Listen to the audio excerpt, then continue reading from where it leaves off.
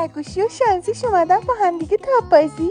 خرگوشی میشه شانسی تو آنباکس کنیم؟ آله خیلی دوست دارم ببینم توش چیه. میشه قلب پایین رو برام قرمزیش کنی؟ ممنونم. اولین جایزمون یه دونه دستبند هلو کیتی گوگولی مگولی که شاخ یونیکورنی هم داشت، بریم بزنیمش بغل تاپ. دومین جایزمون این دختر پوست شکلاتی خوشگل و یه LOL که من کلاشو کندم. چی کار میکنی آخه؟ ببخشید من توی پیجم کلی شانسیای متنوع براتون آنباکس کردم. اگر فالوم نداری همین الان بزن رو دکمه فالو. یه میمون صورتی که با خرگوشی دوست شدن و یه جا کلیدی که اسم شخصیتشو شما تو کامنت ها بهم بگین. این شانسیو من توی کارخونه لپ لپ درست کردم و همشو صورتی برداشتم. اگر تو هم مثل من عاشق رنگ صورتی هستی یه دونه قلب صورتی برام کامنت کن. تا اینجای کار سلیقم چطور بوده؟ یه کش پشمالو پیکاچو و یه جا کلیدی گودو که داره بهمون چشمک میزنه. این خانم خوکه و این بابای کوچولو و این گیره سرم برداشتم. اگر دوستش داشتی برای دوستاتم بفرست.